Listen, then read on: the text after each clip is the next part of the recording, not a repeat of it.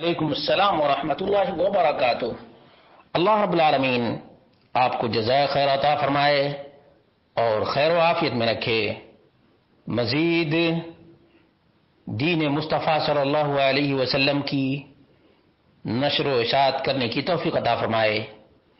سوال یہ تھا کہ اہل حدیث اور تبلیغیوں کے درمیان بنیادی فرق کیا ہے؟ اس کا جواب یہ ہے کہ اصول اور فروع دونوں میں بنیادی اختلاف ہے۔ اہل حدیث کا عقیدہ ہے کہ اللہ رب العالمین عرش پر مستوی ہے، تبلیغیوں کا عقیدہ ہے وحدت الوجود کا، ہر کنکر میں شنکر ہے۔ اہل حدیث کا عقیدہ ہے اللہ رب العالمین عرش بری پر ہے، تبلیغی فرش زمین پر مانتے ہیں اور مندر کے بت میں بھی اللہ تعالی کی ذات کو تسلیم کرتے ہیں۔ اہل حدیث قرآن و سنت کو اپنے ماتھے کا جھومر اور اپنی آنکھوں کا سرما تسلیم کرتے ہیں۔ تبلیغی لوگ قرآن و سنت پر اکتفا نہیں کرتے بلکہ یہ پگڈنڈی کو اپناتے ہیں، قیاس آرائی کرتے ہیں، اور بس نہیں بلکہ قرآن و سنت کو بالائے طاق رکھتے ہیں اور اپنے مرشدوں کی بات کو اپنے ماتھے کا جھومر اور آنکھوں کا سرما بناتے ہیں۔ بہت ہی بڑا فرق ہے۔ اسی طرح سے اہل حدیث نبی کریم صلی اللہ علیہ وسلم کے فرمودات کے سامنے کسی کی بھی بات کو درخور اعتنا نہیں سمجھتے۔ تبلیغی لوگ اپنے امام کو اپنی طرف سے سیٹ کیے ہوئے ہیں، اپنی طرف سے بنائے ہوئے ہیں، ان کی بات کو سب باتوں سے اعلیٰ رکھتے ہیں۔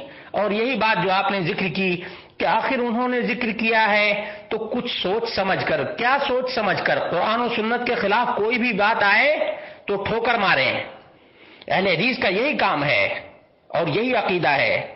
اہل حدیث رب ذوالجلال والاکرام کو ڈائریکٹ مشکل کشا حاجت روا سمجھتے ہیں۔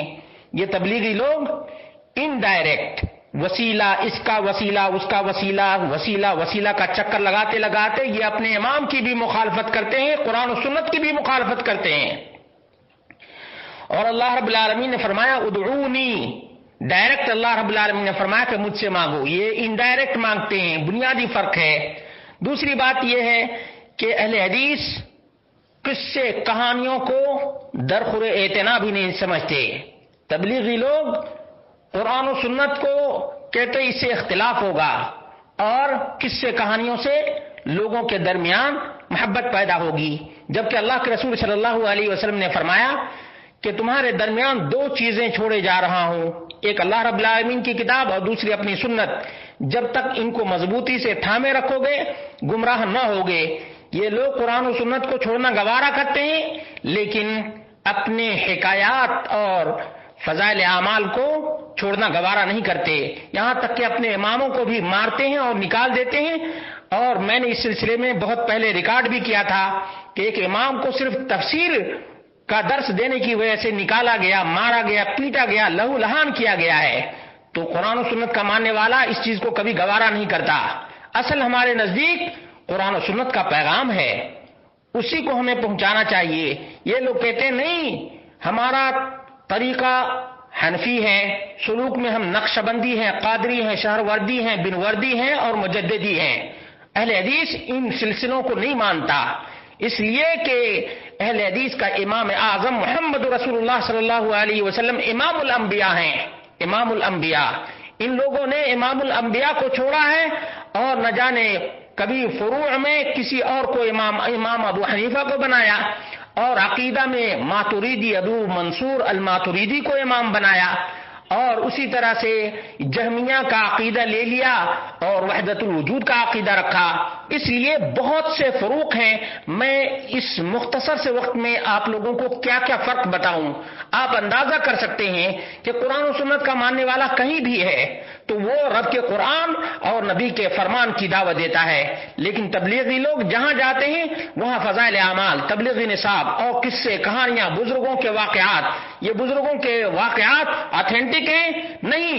رب کعبہ کی قسم کھا کر کے کہتا ہوں، ہماری ہدایت اگر قرآن و سنت کے ذریعے سے نہیں ہو سکتی ہے تو کائنات میں ہدایت کا کوئی دوسرا راستہ نہیں.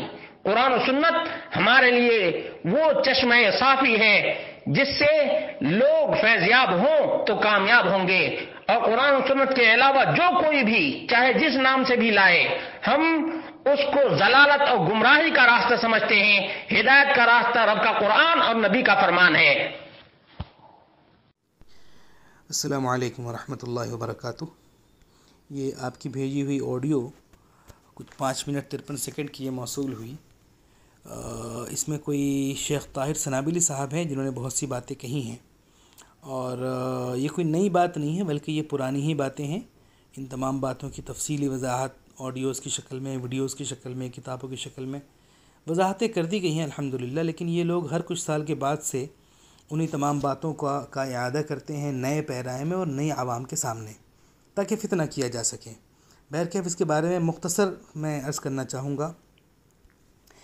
یہ موصوف یہ کہہ رہے ہیں اپنی آڈیو میں کہ اہل حدیث اور تبلیغیوں کے درمیان فرق یہ ہے کہ اہل حدیث اللہ تعالیٰ کو عرش بری پر مانتے ہیں جبکہ تبلیغی لوگ فرش پر مانتے ہیں.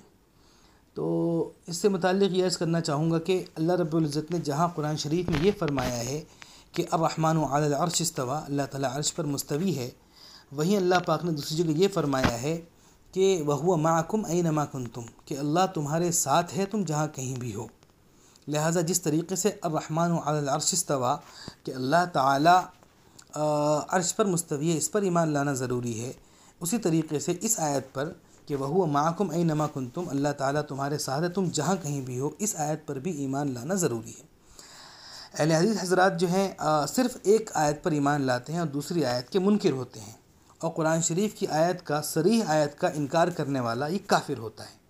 تو یہ بات سمجھنے کی ہے. اہل حدیث حضرات اس بات کی وضاحت کریں کہ وہ کیوں ایسا عمل کرتے ہیں جس سے قرآن کی آیت کا انکار لازم آتا ہے اور نتیجتاً وہ کافر ہوتے ہیں. ہمارا عقیدہ یہ ہے کہ اللہ تعالیٰ عرش پر مستوی ہے، اس کی کیا کیفیت ہے ہمیں نہیں پتہ. اسی طریقے سے اللہ تعالیٰ ہمارے ساتھ بھی ہے، اس کی کیا کیفیت ہے ہمیں نہیں پتہ. یہ آیات متشابہات میں سے ہے جس کو عوام الناس کے اندر بیان کرنا اور ان باریک عقائد کو عوام الناس کے اندر بیان کر کے ان کے ذہنوں کو خلجان، شکوک و شبہات کا شکار بنانا اور اس کی بنیاد پر فرقہ پرستی اور تشدد کو فروغ دینا، یہ غایت درجہ جہالت اور حماقت کی بات ہے. اس سے آگے ایک بات انہوں نے یہ کہی کہ تبلیغی لوگ جو ہیں یہ قرآن و حدیث کے ساتھ ساتھ قیاس آرائی کرتے ہیں، اور اہل حدیث حضرات جو ہیں یہ قرآن اور حدیث کو اپنا آنکھوں کا سرما سمجھتے ہیں، اور حنفی حضرات، تبلیغی حضرات، یہ لوگ جو ہیں یہ قیاس آرائی کرتے ہیں.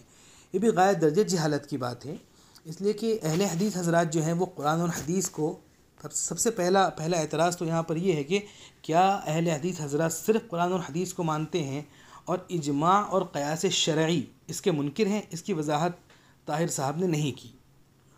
یہ بہت ہی مضحک خیز بات ہے کہ آدھی بات کہہ کر آدھی بات کو انہوں نے گول کر دیا، اور ہمارے اوپر یعنی تبلیغی حضرات پر، حنفی حضرات پر اس بات کا اعتراض کیا کہ یہ لوگ قیاس آرائی کرتے ہیں. ان بیچاروں کو قیاس شرعی اور قیاس آرائی کا فرق نہیں پتہ، اور انہوں نے لمبی چوڑی آڈیو بنا کر کے عوام میں وائرل کر دی. یہ بہت ہی افسوسناک بات ہے. انہیں اس بات کی وضاحت کرنی چاہیے اور سمجھنا چاہیے. پہلے تو سمجھنا چاہیے کہ قیاس شرعی کیا چیز ہوتی ہے اور قیاس آرائی کیا چیز ہوتی ہے، دونوں میں فرق کیا ہے. اور دوسری بات یہ عرض کرنا چاہوں گا اس مسئلے میں کہ اب تو یہ ہے کہ بہت سارے غیر مقلدین اور اہل حدیث حضرات جو ہیں ان لوگوں نے خود اپنی ویڈیوز میں، اپنے بیانات میں قرآن، حدیث، اجماع، قیاس، ان تمام چیزوں کو ادلہ شرعیہ میں مانا ہے، ان تمام چیزوں کو تسلیم کیا ہے. یہ غالباً یہ یوٹیوب وغیرہ پر بھی اس انداز کی اور ویڈیوز موجود ہیں. بہرحال اس کے آگے انہوں نے ایک بات یہ کہی کہ تبلیغی حضرات جو ہیں یہ امام بنا رکھے ہیں، انہوں نے امام ابو حنیفہ کو اپنا امام مانتے ہیں، اور اہل حدیث حضرات جو ہیں یہ لوگ اللہ کے نبی کو اپنا امام مانتے ہیں. ہمارے امام محمد رسول اللہ ہیں. بہت اچھی بات آپ نے کہی. میرا اس پر کہنا یہ ہے کہ آپ جو ہے محمد رسول اللہ صلی اللہ علیہ وسلم کو اپنا امام مانتے ہیں، تو سوال یہ ہے کہ امام بخاری کو امام کیوں کہتے ہیں؟ یہ تو آپ کا قول و فعل میں بہت زبردست تضاد ہے۔ امام بخاری کو کیا کہتے ہیں؟ جناب بخاری کہتے ہیں، مولانا بخاری کہتے ہیں، یا امام بخاری کہتے ہیں؟ کیوں کہتے ہیں امام بخاری؟ امام مسلم کو کیا کہتے ہیں؟ مولانا مسلم کہتے ہیں، مولوی مسلم کہتے ہیں، شیخ مسلم کہتے ہیں، یا امام مسلم کہتے ہیں؟ کیوں کہتے ہیں امام مسلم؟ تو سوال یہ ہے کہ آپ امام بخاری کو امام کہیں تو وہ درست ہے، ہم امام ابو حنیفہ کو امام کہیں تو وہ غلط ہو جاتا ہے۔ یہ کیا لاجک ہے؟ یہ کیا سینس بنتا ہے؟ تو جس طریقے سے جو جواب آپ یہاں پر دیں گے امام بخاری امام مسلم کو امام کہنے میں، وہی جواب ہمارا بھی ہوگا امام ابو حنیفہ علیہ رحمہ کو امام کہنے میں۔ حضرت ابوبکر صدیق رضی اللہ تعالیٰ عنہ کا لقب ہے صدیق اکبر، تو اس کا کیا مطلب ہے؟ اللہ کے نبی صدیق اکبر نہیں ہے، ہم نے اللہ کے نبی کو چھوٹے درجے کا صدیق بنا دیا، اور حضرت ابوبکر صدیق رضی اللہ عنہ کو بڑے درجے کا صدیق بنا دیا۔ حضرت عمر رضی اللہ تعالیٰ عنہ کا لقب ہے فاروق اعظم، تو فاروق اعظم اللہ کے نبی نہ ہوئے، حضرت عمر فاروق ہو گئے، کیا اللہ کے نبی کی توہین ہو گئی نعوذ باللہ؟ تو یہ اس قسم کی باتیں غایت درجے جہالت اور حماقت کی ہیں، اور محض فتنہ پروری کے لیے اس قسم کی باتیں عوام میں کی جاتی ہیں۔ اللہ تعالیٰ سمجھ عطا فرمائے۔ اس کے آگے انہوں نے ایک یہ بات کہی کہ فضائل اعمال لوگ پڑھتے ہیں، اس میں قصے کہانی ہیں، ہم تو حدیث پڑھتے ہیں، حدیث کے ذریعے سے ہم دین کا کام کرتے ہیں، یہ لوگ فضائل اعمال پڑھتے ہیں، قصے کہانی بیان کرتے ہیں۔ قصے کہانی بیان کرنا، اس میں یہ بات عرض کرنا چاہوں گا کہ قصے کہانی کا بیان کرنا کوئی غیر شرعی عمل نہیں ہے۔ اگر قصے کہانی کا بیان کرنا غیر شرعی عمل ہوتا، غلط ہوتا، ناجائز ہوتا، حرام ہوتا، تو 1400 سال کے علماء کرام نے اپنی کتابوں میں اس کو جگہ نہ دی ہوتی، اور باضابطہ اس کو علماء کرام نے اپنی کتابوں میں نہ لکھا ہوتا۔ اس لیے کہ یہ جو قصے کہانی جو ہیں، اگر کسی قصے کہانی کے اندر عبرت ہے، ترغیب ہے، آخرت کا شوق پیدا کرنے والے کوئی قصہ ہے، کوئی واقعہ ہے جس سے آدمی کے اندر آخرت کا شوق پیدا ہو، اس کو بیان کرنے میں کیا حرج ہے؟ کوئی ایسی چیز جس کو شریعت نے، اللہ کے نبی نے، اللہ کے رسول نے، شریعت میں کوئی چیز اگر منع نہیں ہے تو آپ کون ہوتے ہیں اس کو منع کرنے والے؟ آپ کون ہوتے ہیں اس کو یہ کہنے والے کہ یہ چیز غلط ہے نہ کہو؟ اور ہم جو ہے بہت ساری چیزیں ایسی بھی ہیں جو کہ اہل حدیث علماء کتاب کے اندر دنیا بھر کے بے شمار واقعات پڑے ہوئے ہیں، جس کے اندر من گھڑت واقعات بھی ہیں، جس کے اندر غلط واقعات بھی ہیں، تو وہ ساری چیزیں خود بھی آپ کے ہاں موجود ہیں۔ پہلے اپنے گھر کی خبر لیں، پھر ہماری خبر لیں۔ جس چیز کا آپ دعویٰ کر رہے ہیں کہ ہم غلط کر رہے ہیں، وہ سارے کام آپ خود کر رہے ہیں۔ آپ کا کہنا ہے کہ ہم اہل حدیث کو مانتے ہیں۔ آپ کے تقریباً بڑے سارے ہی علماء کرام نے فتاوی لکھ رکھے ہیں، فتاوی ستاریہ آپ کے ہاں موجود ہے، فتاوی ثنائیہ آپ کے ہاں موجود ہے۔ سوال یہ ہے کہ جب قرآن و حدیث موجود ہے تو آپ کے یہاں فتاوی کیوں لکھے جاتے ہیں؟ فتاوی ستاریہ آپ ہی کا تو فتاوی ہے، اہل حدیث حضرات کا۔ فتاوی ثنائیہ آپ کا فتاوی ہے، اور پتہ نہیں کتنے فتاوی ہیں، 2 نام تو مجھے ابھی یاد ہیں، کئی فتاوی ہیں، دسیوں فتاوی ہیں، کئی درجن فتاوی ہیں آپ کے۔ کیوں فتاوی لکھے گئے ہیں؟ کیا قرآن و حدیث آپ کو کافی نہیں ہے؟ دعویٰ کرتے ہیں آپ قرآن و حدیث کا، فتاوی آپ بھی لکھتے ہیں۔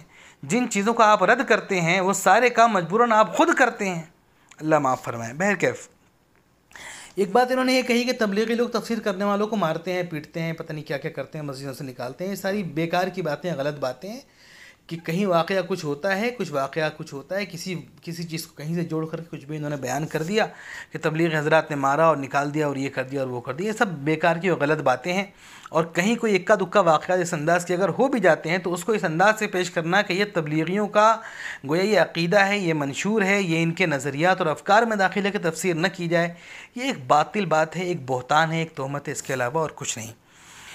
اس کے آگے ایک اور بہت اہم بات، بلکہ آخری بات کہہ کے میں بات ختم کرتا ہوں، کہ انہوں نے ایک بات کہہ دی، وحدت الوجود کا عقیدہ ہے ہمارا۔ اللہ تعالیٰ سمجھ عطا فرمائے۔ وحدت الوجود کا عقیدہ کیا ہوتا ہے یہ انہوں نے خود وضاحت نہیں کی کہ ہے کیا وحدت الوجود، ہوتا کیا ہے وحدت الوجود۔ یہ بڑی ٹرمینالوجی، بڑی اصطلاحات جو کہ انہوں نے استعمال یہ کر رہے ہیں، یہ عقیدے سے متعلق وہ باتیں ہیں جن کا عوام میں بیان کرنا عوام کے ناپختہ ذہن کو شکوک میں ڈالنا ہے، ان کے ذہن کو الجھانا ہے۔ وحدت الوجود کا کیا مطلب ہے؟ اس کی باضابطہ ایک بحث ہے کہ کیا مطلب ہے اس کا ایک مطلب صحیح ہے اور ایک مطلب غلط ہے۔ انہوں نے کچھ نہیں بیان کیا کیا صحیح کیا غلط۔ جس طریقے سے استواء علی العرش کے مسئلے میں قرآن شریف کی ایک آیت پڑھ دی، دوسری آیت کو انہوں نے غائب کر دیا۔ جس طریقے سے وہاں ایک آیت کے منکر ہوئے، ایک آیت کو انہوں نے چھپایا، جس طریقے سے یہودی کیا کرتے تھے کہ قرآن شریف کی بعض آیتوں کو دکھاتے تھے، بعض آیتوں کو چھپاتے تھے، یہ وہ حرکت انہوں نے کی ہے۔ اسی طریقے سے یہاں وحدت الوجود کے مسئلے کے اندر بھی انہوں نے ایسے ہی کیا کہ آدھی بات کو رکھا، آدھی بات کو نہیں رکھا، ایک جملہ کہہ دیا، اس کی کوئی تشریح نہیں کی۔ ہو سکتا ہے کہ وہ بات صحیح ہو سکتا ہے وہ بات غلط ہو، لیکن اس کے کسی بھی اسپیکٹ کو سامنے نہ رکھتے ہوئے ایک جملہ چھوڑ کر کے عوام الناس کے اندر شکوک و شبہات اور ان کے ذہن کے اندر خلجان کو پیدا کرنا، ایک قسم کا تشدد، ایک قسم کی نفرت کو پیدا کرنا اور فتنہ انگیزی کی ایک کوشش ہے، اس کے علاوہ اور کچھ نہیں ہے۔ میں سمجھتا ہوں کہ اتنی بات کافی ہوگی۔ جزاکم اللہ۔ السلام علیکم ورحمۃ اللہ۔